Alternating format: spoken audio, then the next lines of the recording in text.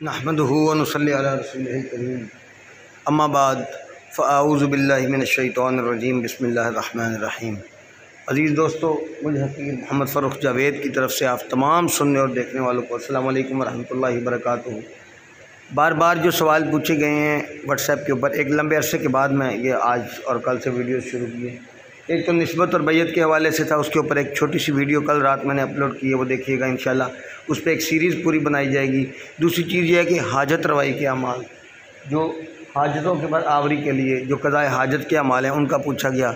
एक वीडियो नमाज की अपलोड की है। एक और अमल देता हूँ आप दोस्तों की खिदमत में। रात को किसी भी पहर आपको उठना है, 2 रकात सलातुल हाजत पढ़नी है। किसी भी तरीके से पढ़ें, कोई भी सूरतों की तिलावत करें, लेकिन उसके बाद आपको 1100 मरतबा या ज़ल जलाली वल इकराम का विर्द करना है। क्या करना है? या ज़ल जलाली, ज़ुल जलाली नहीं, या ज़ल जलाली वल इकराम का विर्द करना है। ये 11 दिन का ही अमल है।